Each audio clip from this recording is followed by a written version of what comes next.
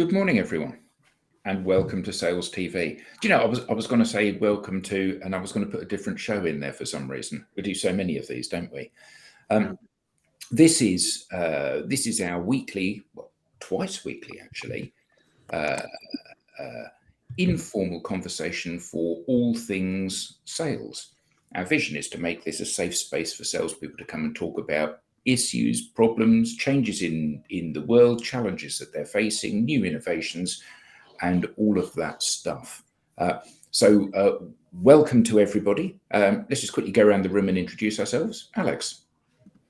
Good morning, everyone. And for those in the UK, I hope you enjoyed the long weekend that we just had, the summer bank holiday. I'm a little bit tired, so I'm struggling to get the wheel turning.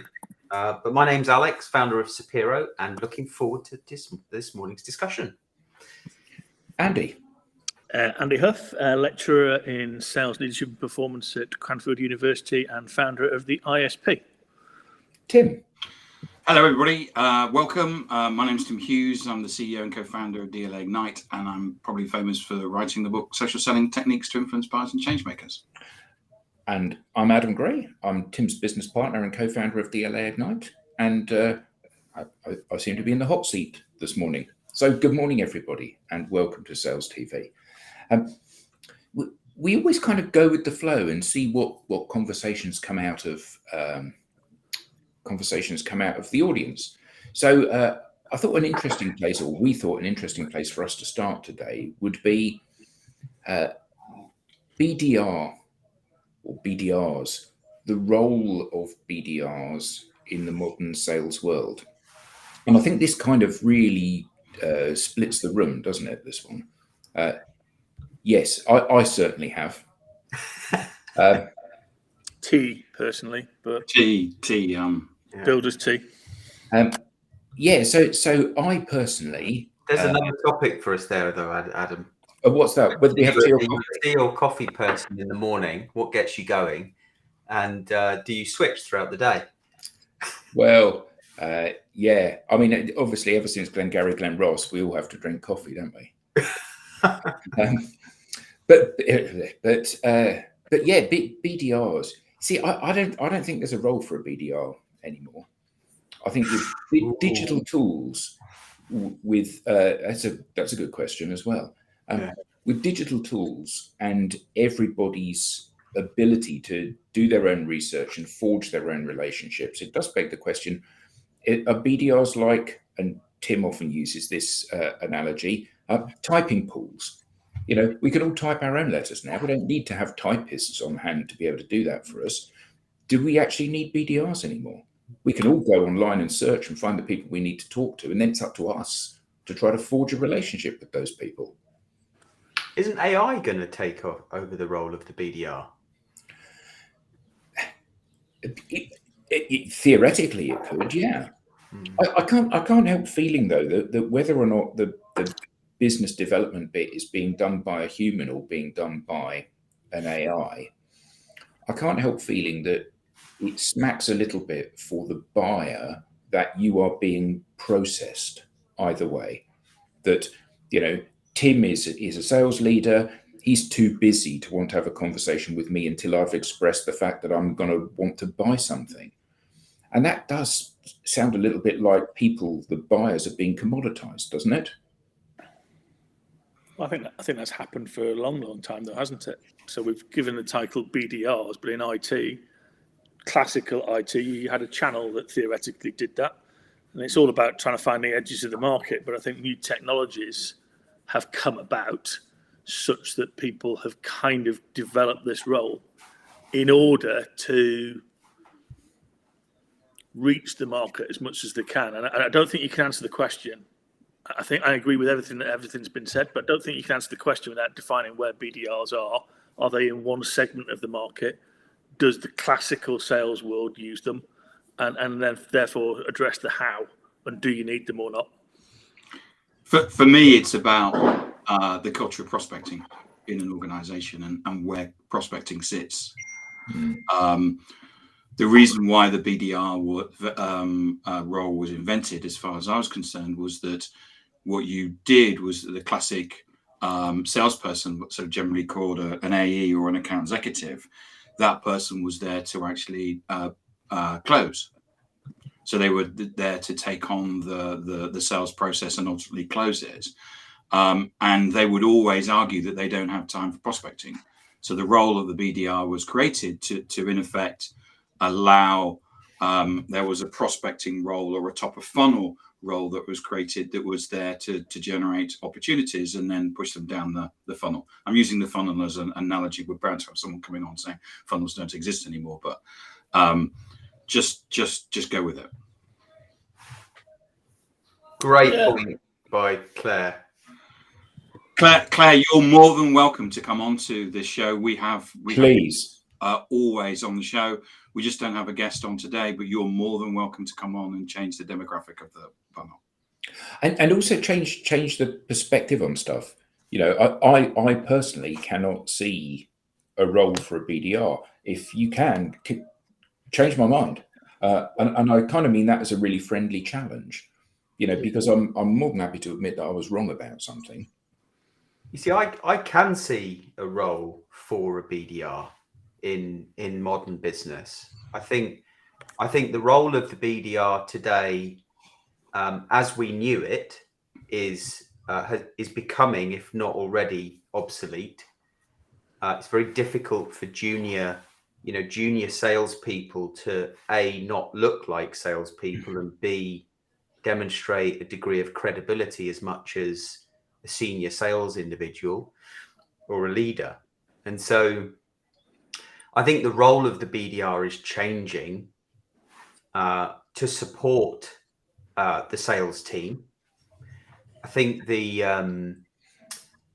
I do think that, to your point, Tim, the role of prospecting should no longer just sit with the BDR. And I know it doesn't in a lot of organizations, but I do think that businesses need to look at all of their employees and get a sense of, you know, if we believe that people buy from people, and that is the way that things continue to go, and we live in a democracy where, you know, shared values and beliefs are important to people, as opposed to, you know, sales messaging being a differentiator, then we do need to look at everyone within our organization and help them to activate their networks, because every employee has a network, a digital network, whether it's on LinkedIn or somewhere else, and start to, I think, share that responsibility of prospecting across the organization, so the entire organization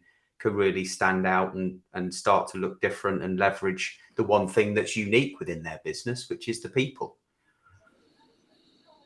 Yeah, I think it's a really interesting point, and Claire's raised a great one, and I reinforced that we actually have a hugely different demographic coming on. This is just a slack holiday period, so we take that very seriously, Claire.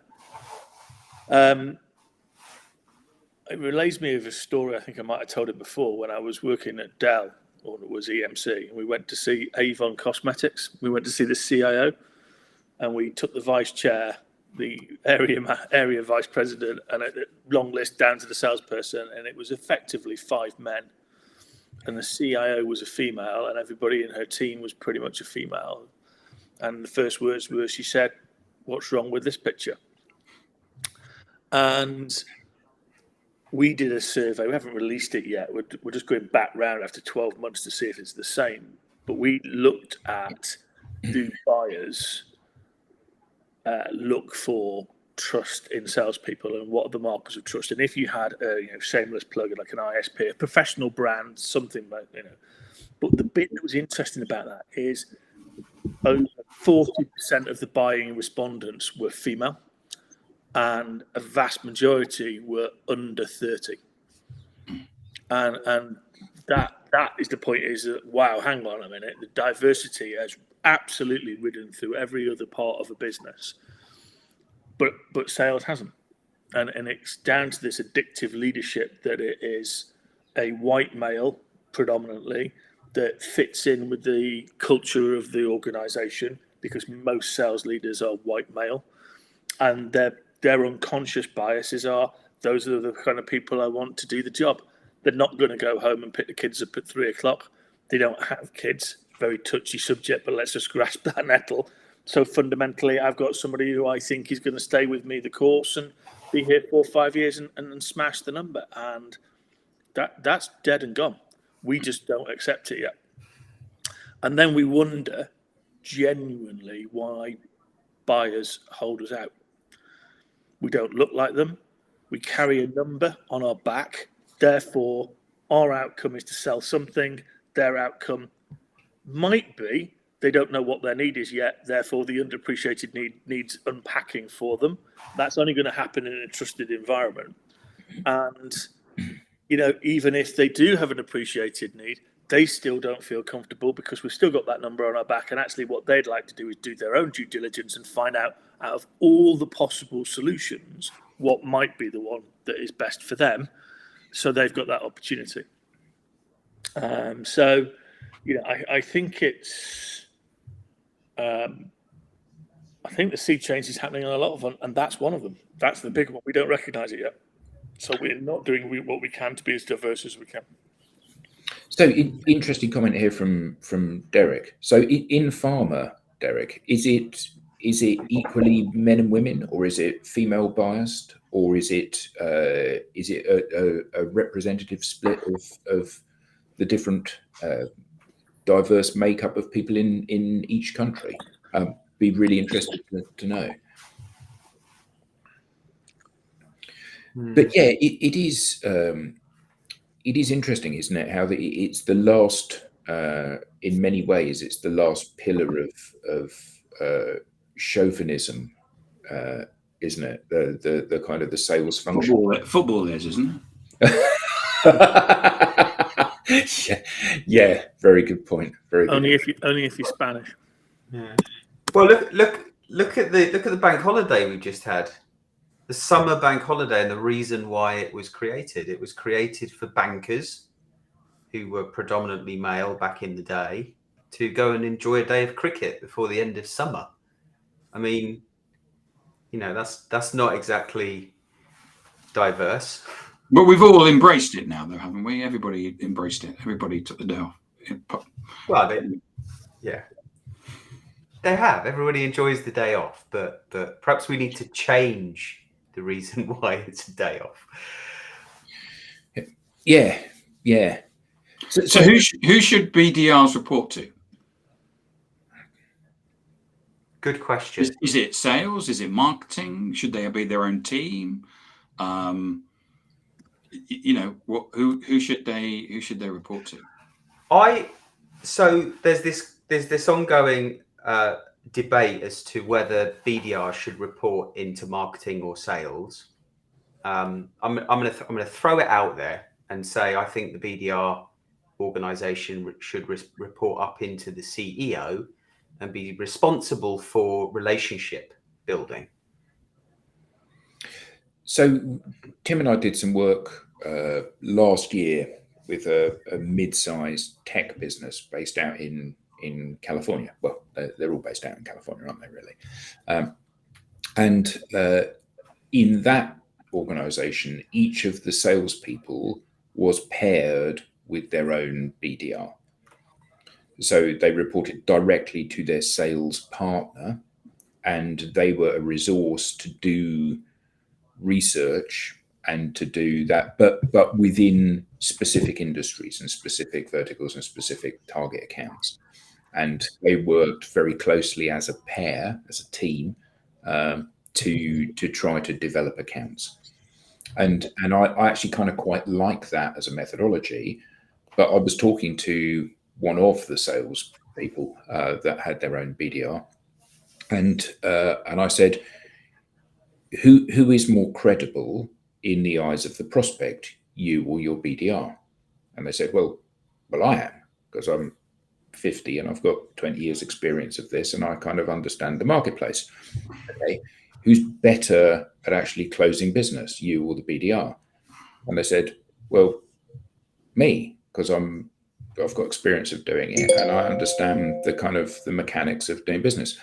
Okay, who knows more about the product and the solution and how that solves problems for the client? And they said, me.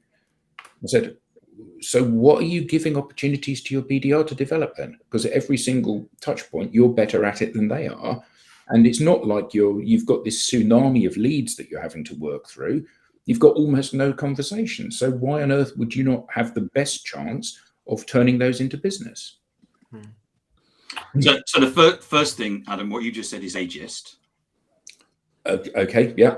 Well, I didn't say it. He did.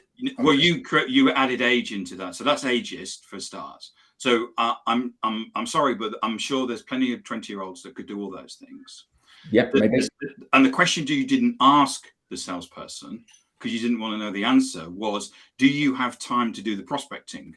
And he would have said, no, I don't, because I'm closing. And that's the difference, which is that now you may come back and argue and say, well, we shouldn't be organizing the company based on what we want. We should be organizing the organization and what the customer wants. The reason why the SDR role was created was really about making sure that we're allocating the roles and responsibilities of the sales process to the right people at the right time. And what we do is that we get this lump at this point where it gets handed over to the salesperson. Now that lump, I don't like that, and lots of other customers don't like that, but that's one of the difficulties of having that particular role. One of the things that I don't like in and I think that we all don't like, is the fact that we've had this movement, especially in IT, to basically take sales back to the 1980s, which is that what we've done is that even though we all agree that we shouldn't be selling feature function, what we do is that we've moved the SDR role to a feature function role.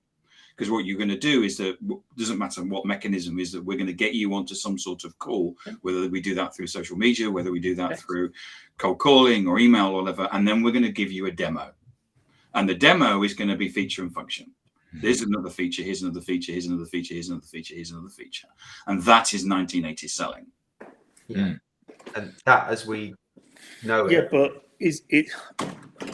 I'm putting caution here. I'm not disagreeing. I'm trying to get through it. There's a different type of functionality of selling now in a different sector of the market, which is these new software SaaS things that weren't around when we started.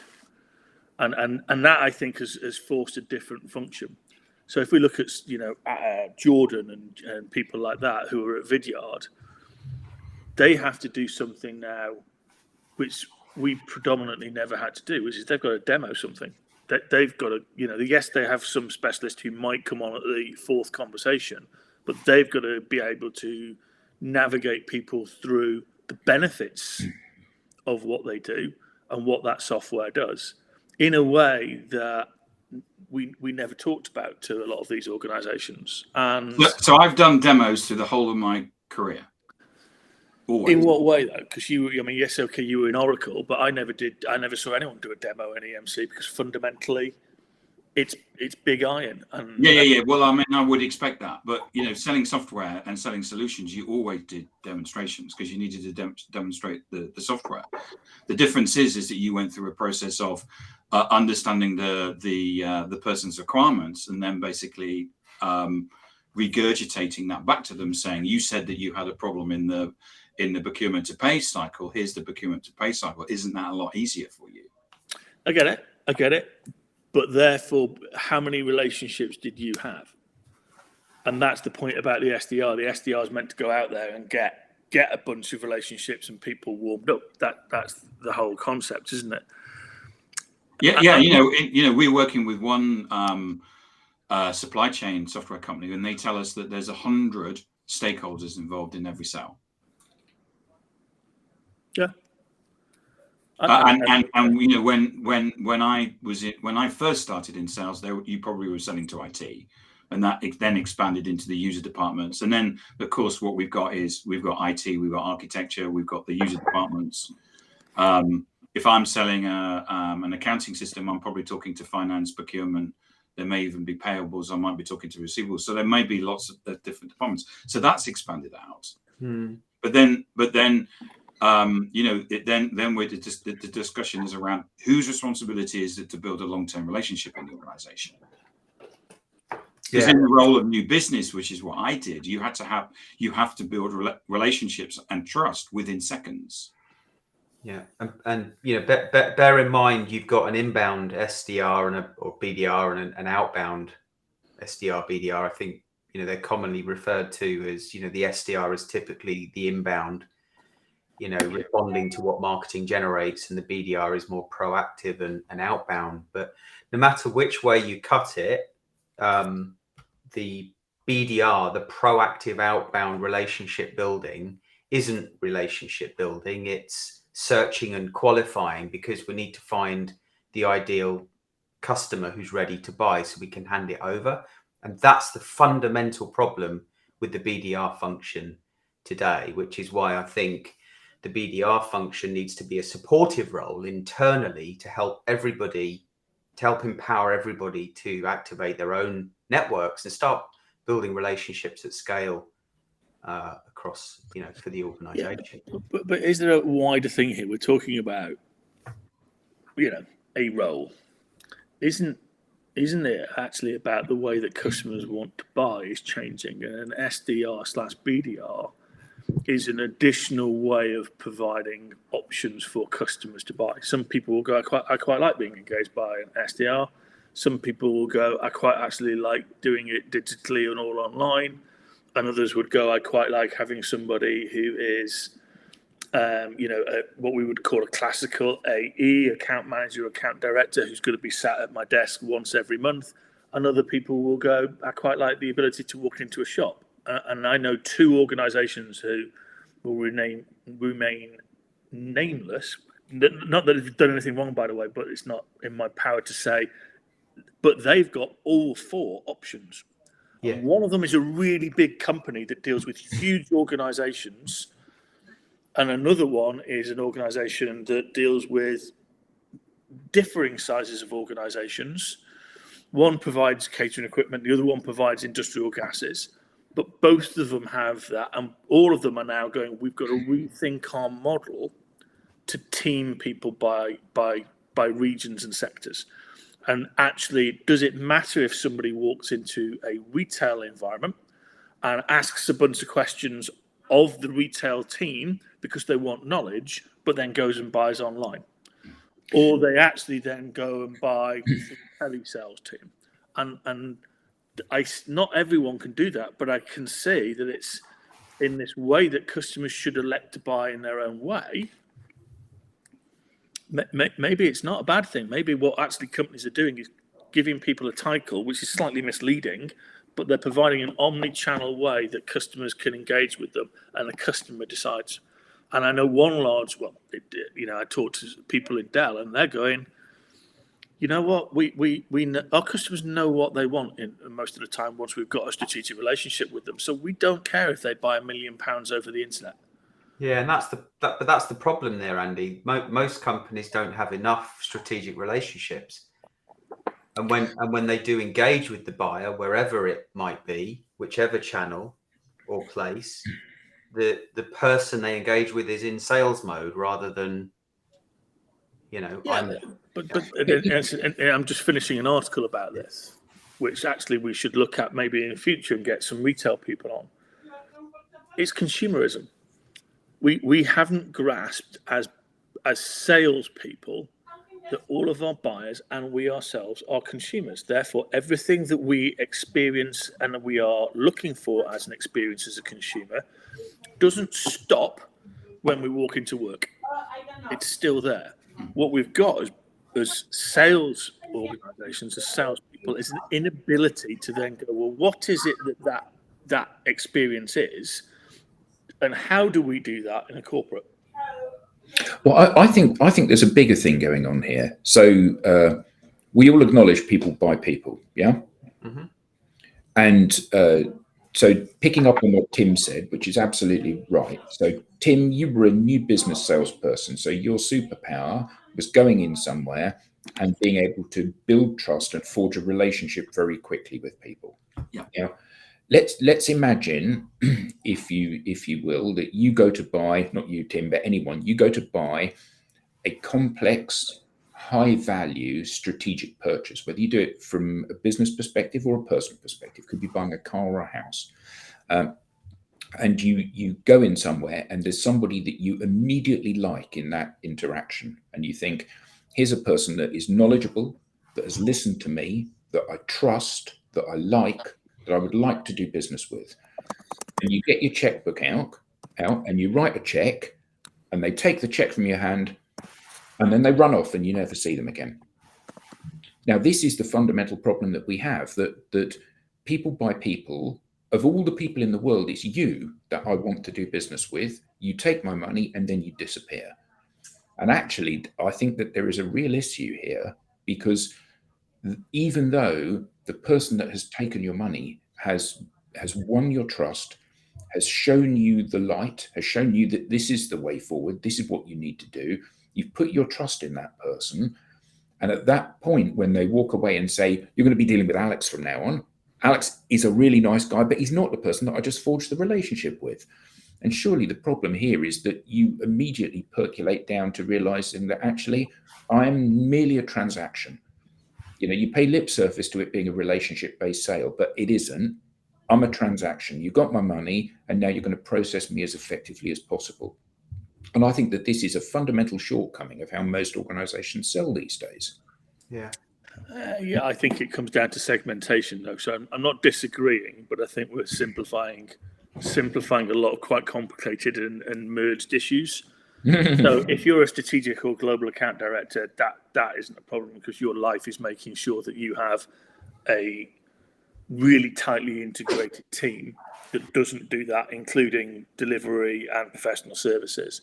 Yep. If you're an enterprise rep, as an example, that again happens in a very, very limited sense of things. If you're not an enterprise rep, if you're a mid-market / SMB, yeah, that is the way that you'll work. And that is a very valid set of problems. And I think one of the things is no broad brush issues that we can say, problem, solution. And again, I do think it comes out of a completely different sector these days. And having been involved in the ISP and the ASPPS and whatnot, we got involved in the Trailblazers and the government and said, let's look at apprenticeships. And we created several apprenticeships with industry and academia for salespeople. Great, because now you can get a formal qualification.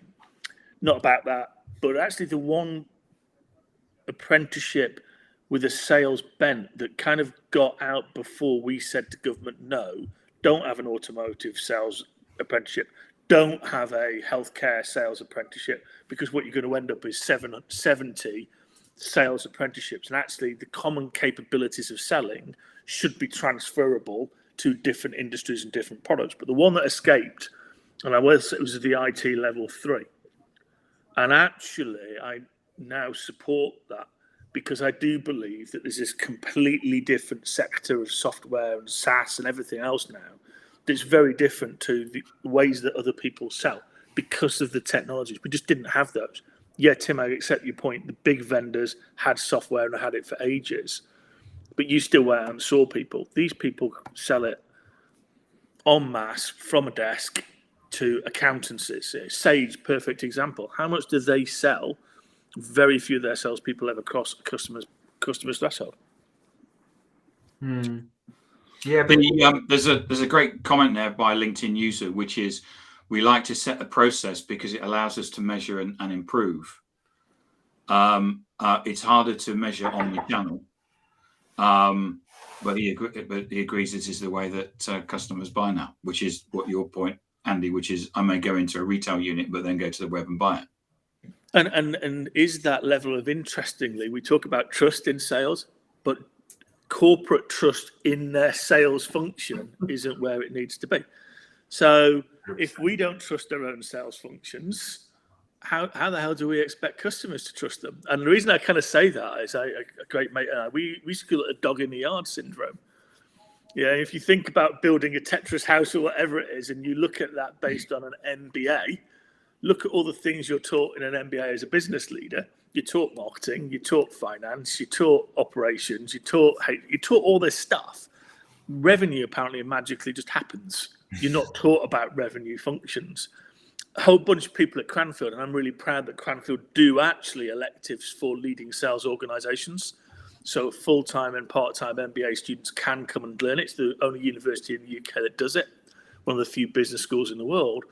Because most of them will end up in some sales function, sales operations function, some function that needs to understand it.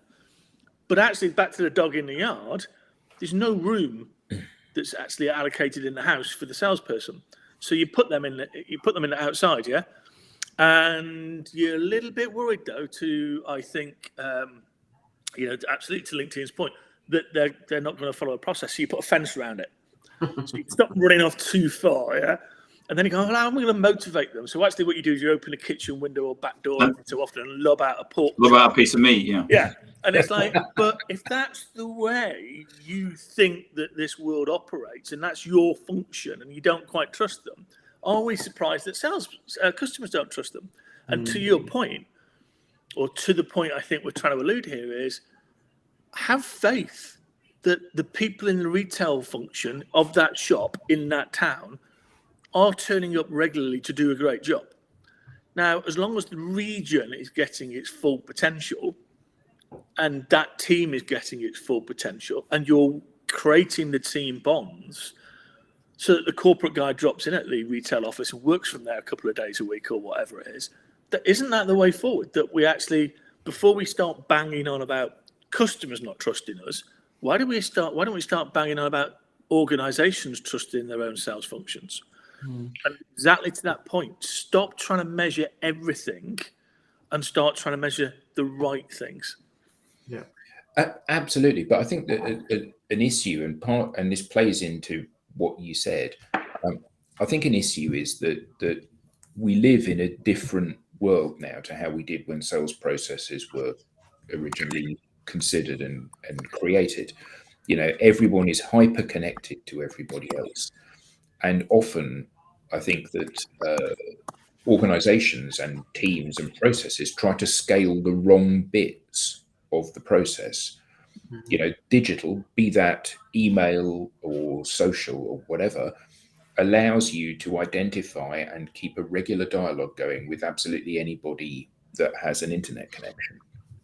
And yet we often don't see that as being the upside. We see the scaling being, I'll send more emails, I'll send more outreach, I'll push you as the customer down this particular channel because you've already bought now. Whereas surely the beauty of this is that Tim forged a relationship with me. I immediately liked him and thought, okay, I trust you. Well, the value is the fact that there is trust there. And now that is the reason that's going to keep me buying. Even if Tim isn't selling this particular product, and maybe this is further to your point, Andy, about trusting people.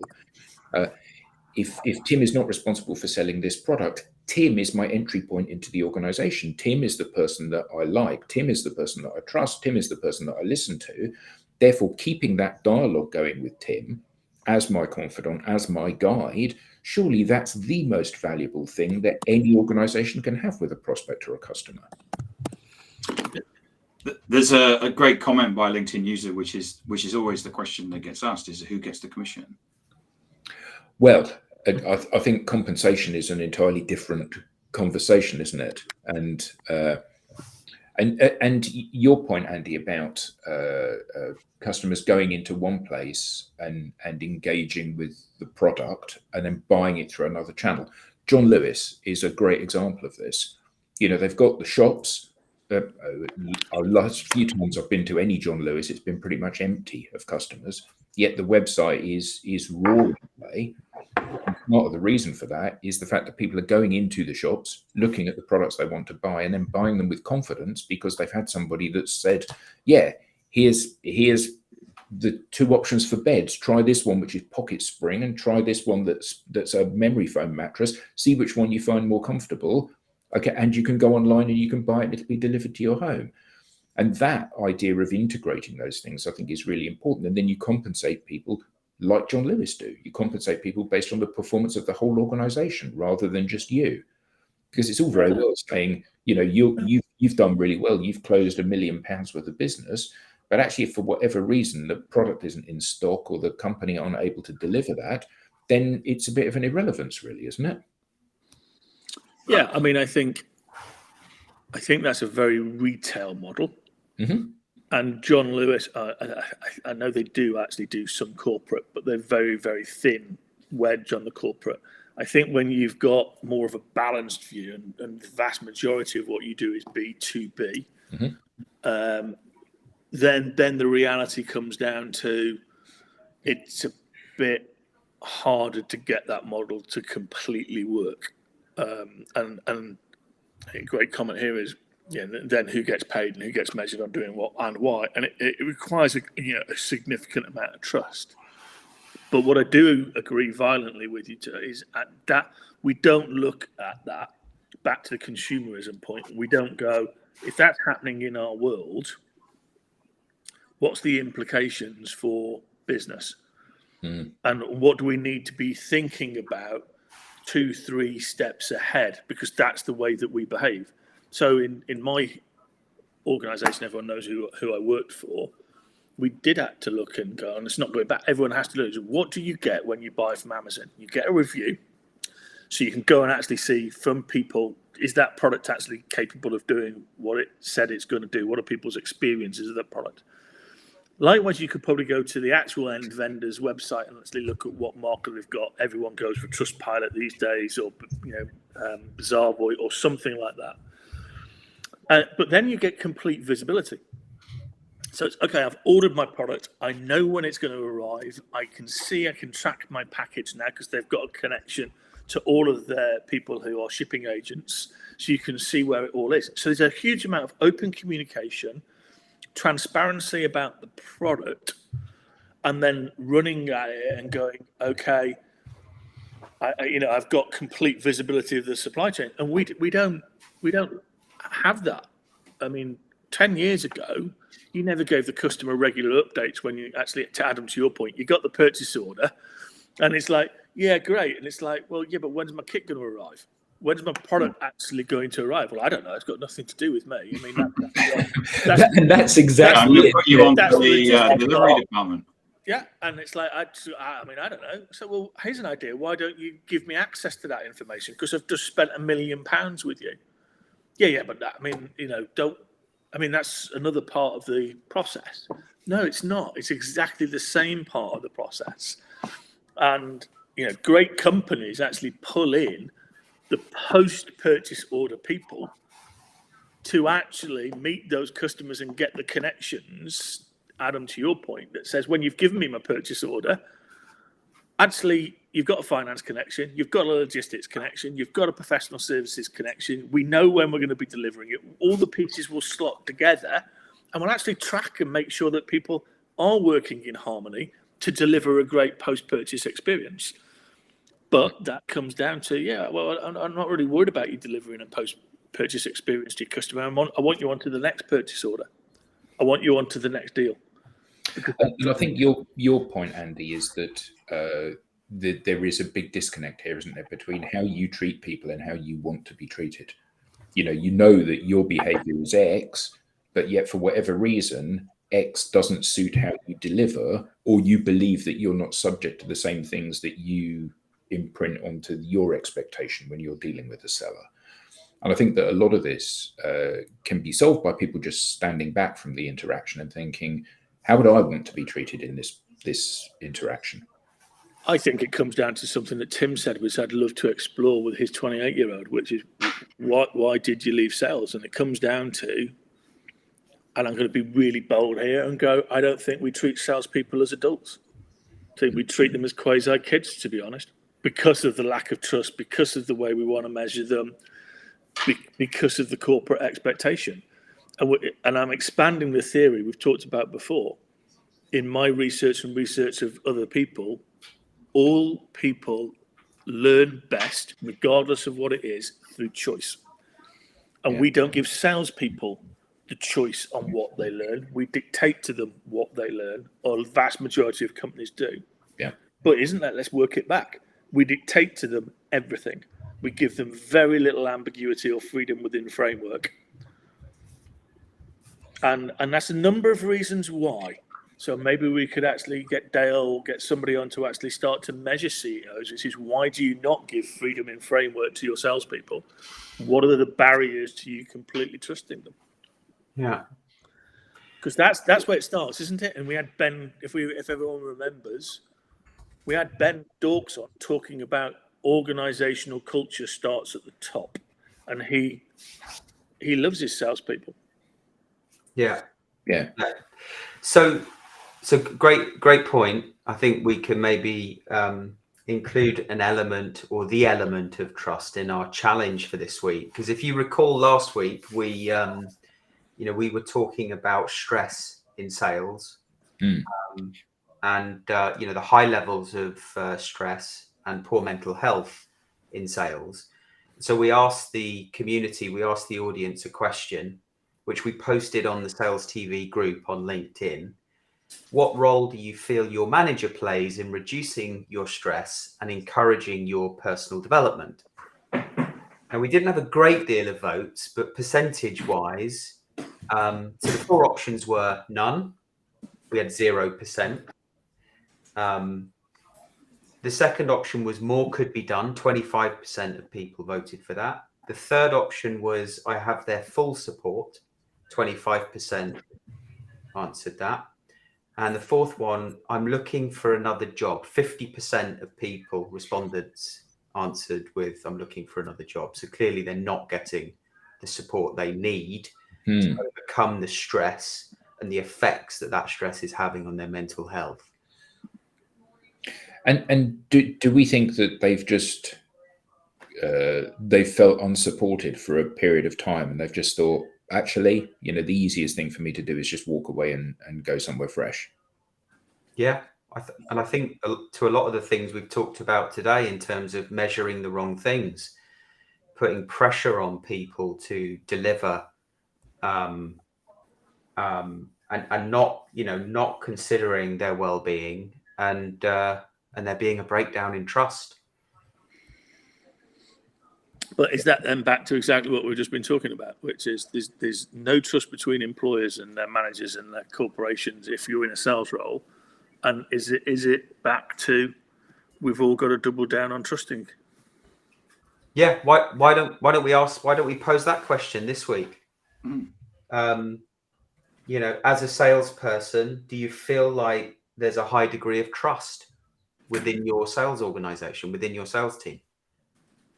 Yes, no, more can be done. Or yes, no, I'm looking for a new job. If we have a look at that, because it would be interesting to then add to that the actual impact of task orientation. So are people being driven by tasks? Therefore, it takes them away from trust and it takes them away from customer orientation. So I've done some work with some people who are a beautiful company with great people, but they are so task driven that they don't have the time to pause and go, hey, Adam, before I just whack you over this form, just tell me a bit about yourself. What are you trying to achieve? That bit is not measurable and is not desirable because I want to tick, I've sent you the form. Yeah, absolutely. So, thank you for a great conversation. Thank you for fantastic comments from the audience. Great comments. Thank you so much. Absolutely brilliant. Really insightful and well thought through. And anyone in the audience who hasn't joined the Sales TV group should join the Sales TV group and keep the banter and the conversation going in there. Because I think we on Sales TV have all agreed that we're at a bit of a crossroads. There's going to be a massive change happening in sales over the coming months and years, and having our finger on the pulse and being part of the driver of that change, I think is going to be important for all of us. So please do keep the conversation going, and until next week, or possibly even later today, if you would like to come to the North American show, we hope to see you again soon. Thank you very much indeed. Bye. Thanks, everybody. Bye.